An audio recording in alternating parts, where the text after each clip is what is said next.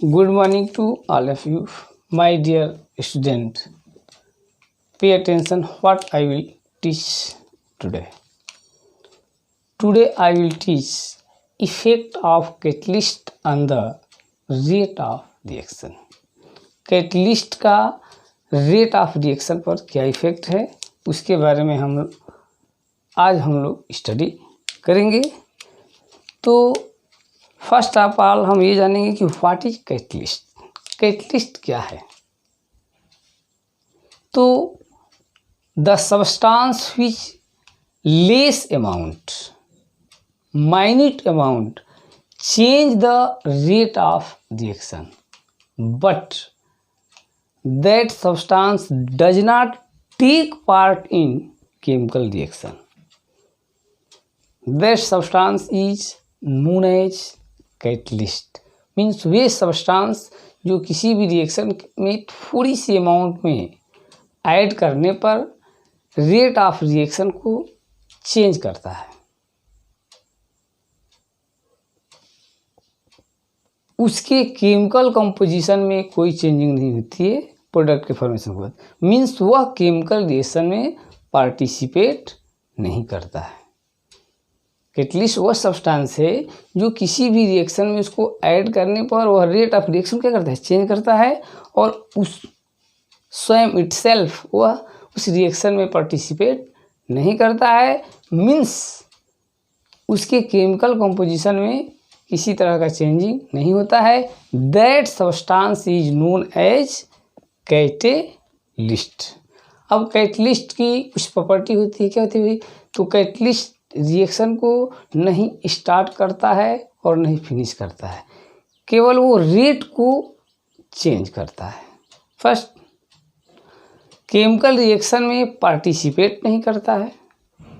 Means उसके after reaction उसके chemical composition में किसी तरह का चेंजिंग नहीं होती है।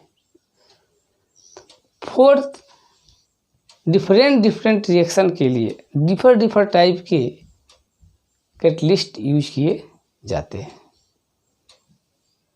थर्ड, कैटलिस्ट का एक ऑप्टिमम टेम्परेचर होता है जिस पर वह अपनी मैक्सिमम एक्टिविटी शो करता है और after that temperature range the activity of catalyst is सीजेज। Catalyst की एक्टिविटी सीज जाती है।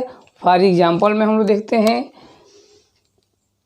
2KClO3 पोटेशियम क्लोरेट का डिकम्पोजिशन होता है मैंगनीज डाइऑक्साइड के प्रेजेंस में, तो बनता है KCl+3O2। जब हम कैटलिस्ट के मैंगनीज डाई के एब्सेंट में पोटेशियम क्लोरेट को डिकम्पोज करते हैं तो यह रिएक्शन स्लो होती है। पोटेशियम क्लोराइड और ऑक्सीजन स्लो फॉर्म होता है। बट जब हम मैंगनीज डाइऑक्साइड के प्रेजेंस में पोटेशियम क्लोरेट को डिकम्पोज करते हैं तो फास्टली यह जो है कि पोटेशियम क्लोराइड और ऑक्सीजन गैस में ब्रेकअप होता है। मीन्स इस रिएक्शन में मैंगनीज डाइऑक्साइड कैटलिस्ट का वर्क करता है। ठीक है, तो कैटलिस्ट किसी रिएक्शन में रेट को कैसे चेंज करता है इसके जो है कि बारे में हम इंटरमीडिएट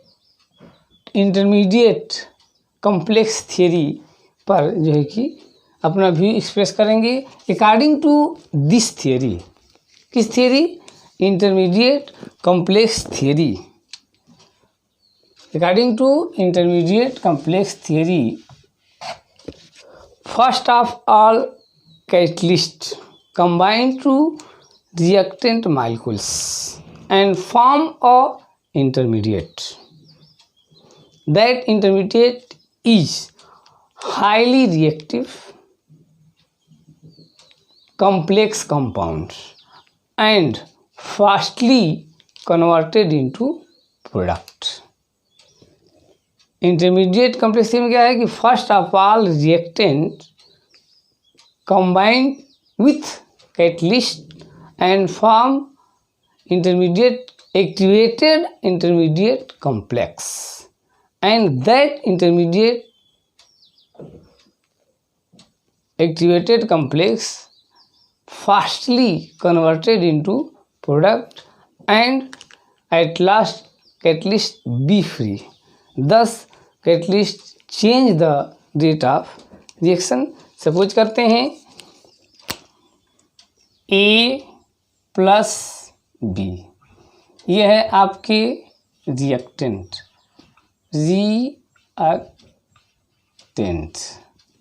इसमें मैंने कैटलिस्ट C ऐड कर दिया। क्या ऐड कर दिया? कैटलिस्ट, ये कैटलिस्ट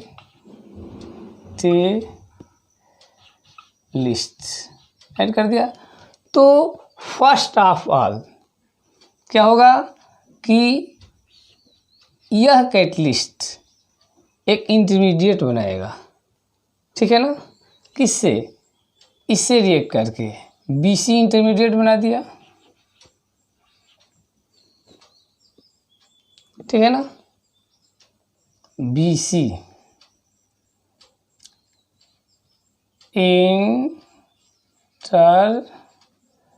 इंटरमीडिएट बनाएगा। ऐसे क्या बनाएगा? ये इंटरमीडिएट बनाएगा।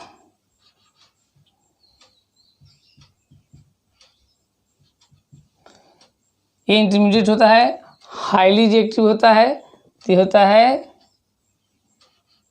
एक्टिवेटेड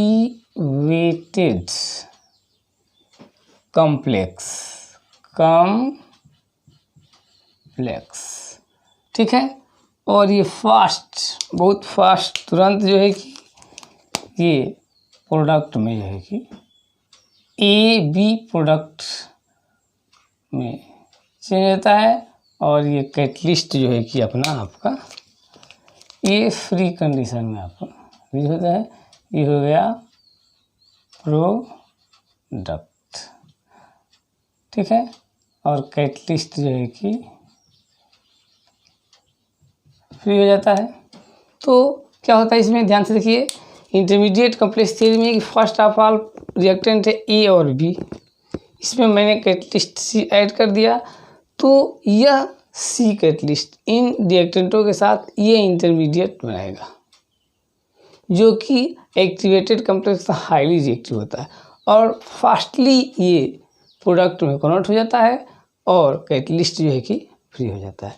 तो इस थ्योरी के बेस पर कैटलिस्ट रेट ऑफ रिएक्शन को क्या करता है, चेंज करता है, ठीक है ना।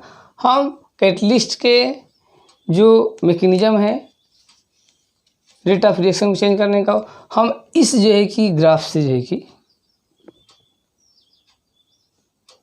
ट्राई करते हैं समझने का।